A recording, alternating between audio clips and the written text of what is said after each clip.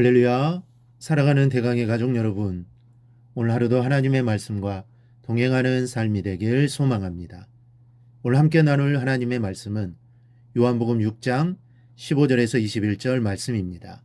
그러므로 예수께서 그들이 와서 자기를 억지로 붙들어 임금으로 삼으려는 줄 아시고 다시 혼자 산으로 떠나가시니라. 저물매 제자들이 바다에 내려와서 배를 타고 바다를 건너 가버나움으로 가는데 이미 어두웠고 예수는 아직 그들에게 오시지 아니하셨더니 큰 바람이 불어 파도가 일어나더라.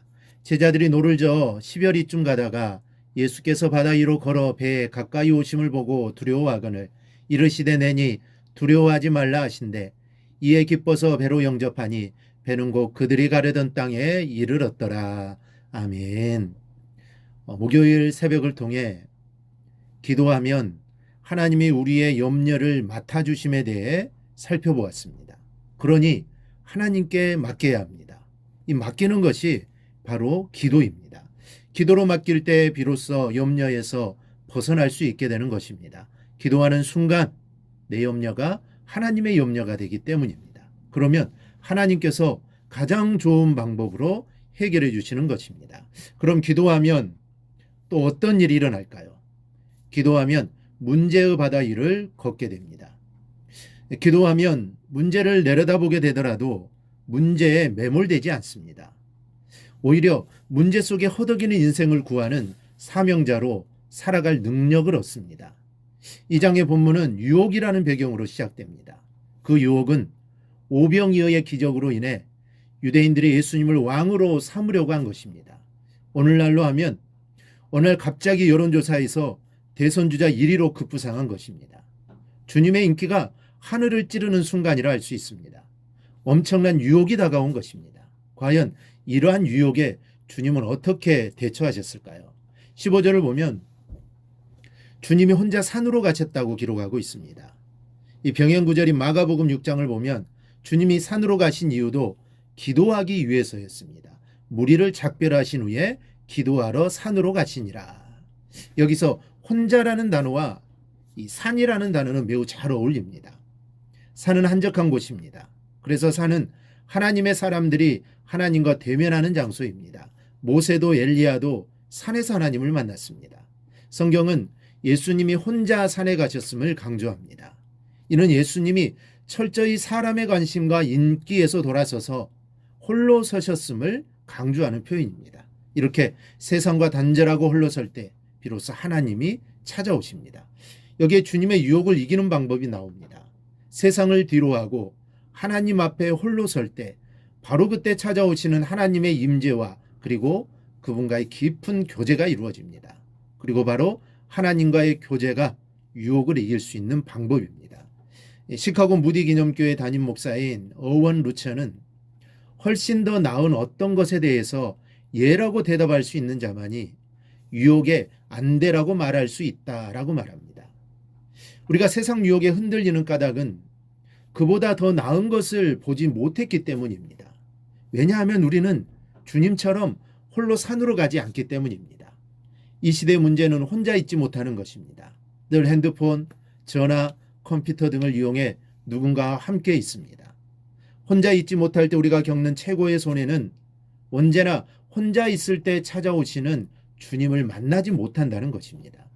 영성학자인 헨리 나우에는 외로움을 고독으로 승화시키라고 말합니다.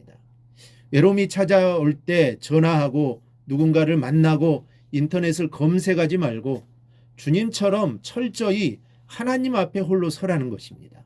그때 주님의 깊은 은혜와 아름다움을 경험할 수 있습니다. 근데 본문 15절을 자세히 보면 다시 혼자 산으로 오라고 되어 있습니다. 이 다시라는 말은 주님의 이 습관을 의미합니다. 주님은 늘 제자들과 자신들을 떼어서 혼자 산으로 한적한 곳에 가서 기도하는 습관이 있으셨던 것입니다. 이것이 지도자와 무리의 차이입니다. 주님은 비록 제자들과 공동체 생활을 하셨지만 주님에게는 혼자 있는 시간이 있었습니다. 늘 새벽, 아직도 밝기 전에 깨어 홀로 계셨고 때로는 홀로 밤을 지새우셨습니다. 이것이 주님이 구원자로 사명을 다하실 수 있었던 이유입니다. 반면에 주님은 제자들을 다시 저편으로 가게 하셨습니다. 그런데 그 바다에서 제자들에게 무슨 일이 일어납니까? 18절입니다. 큰 바람이 불어 파도가 일어나더라. 마가복음 6장을 보면 바람이 거스름으로, 즉 역풍이 불었습니다. 왜 지금 제자들에게 큰 바람, 역풍이 불었을까요? 이 역풍은 무엇을 거슬러 부는 바람일까요? 주님이 오병이어의 기적 후에 제자들을 재촉해서 보내신 이유는 바로 그들 안에 있는 허영심, 즉 세상 욕심과 욕망의 유혹 때문이었습니다.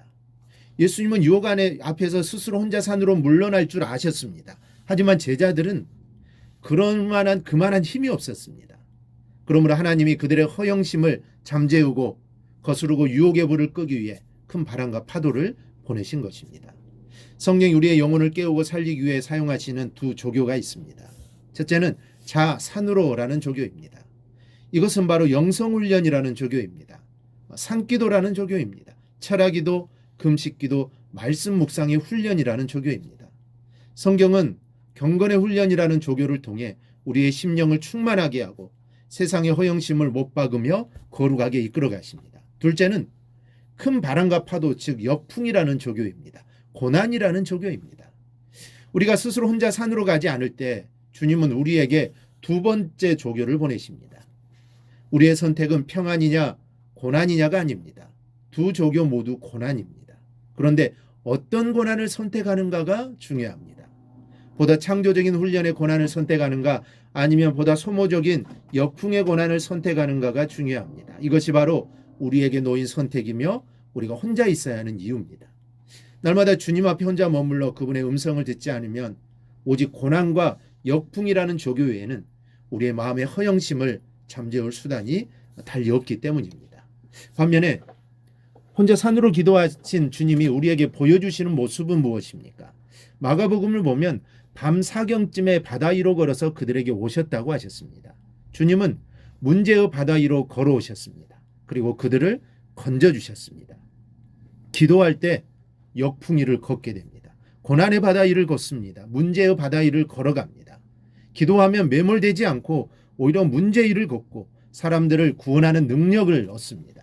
이것이 기도의 능력입니다. 기도는 우리를 이처럼 높은 경지에 올려줍니다. 그렇다면 왜 기도할 때 물 위를 걷게 될까요?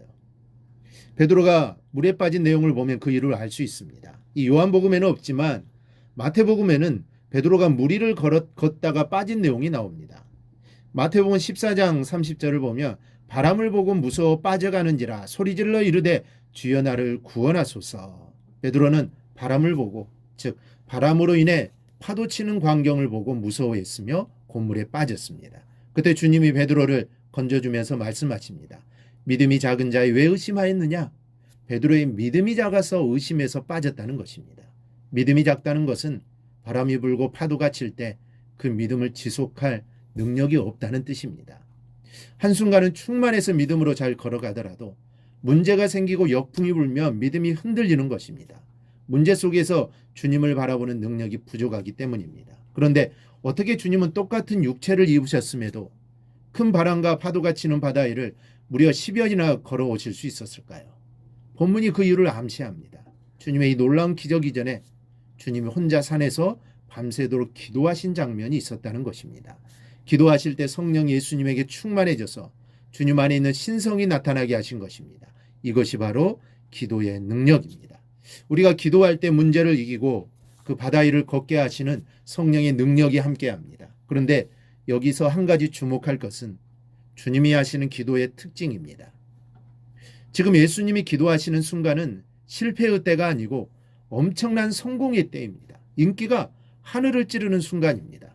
그때 주님은 유혹을 이기려고 기도하셨습니다. 이처럼 육체의 욕심을 제어하며 기도할 때 주님 안에 성령이 가장 강력하게 나타나셨습니다. 왜 육체의 욕심을 제어하며 드리는 기도 속에 성령의 능력이 충만하게 나타날까요? 성령님이 오신 목적 때문입니다. 성령님이 오신 목적은 육체의 욕심을 제어해 우리 안에 그리스도를 증거하고 우리로 하여금 새 사람으로 살게 하는 것이기 때문입니다. 그러므로 우리가 그 목적에 맞게 기도할 때 성령이 강력하게 역사하시는 것입니다. 고난의 때 기도하는 것은 중요합니다. 하지만 성공의 때, 형통의 때, 그리고 유혹이 찾아올 때, 그때 주님처럼 기도하면 강력한 성령의 능력이 우리와 함께 하시고 우리를 인도하십니다. 지금의 시대는 유혹의 시대입니다. 이러한 시대에 우리는 혼자 산으로 가야 합니다. 기도해야 합니다. 기도만이 우리가 살 길입니다. 이번 특별 새벽 기도회를 통해 기도의 용사들이 되기를 바랍니다. 기도의 자리를 찾기 바랍니다. 그리하여 기도로 평생 살아가는 우리 성도들이 되기를 주님의 이름으로 축원합니다. 오늘 묵상한 말씀을 굳게 잡고 삶으로 실천하며 살아내는 대강의 모든 성도들이 되기를 축복합니다.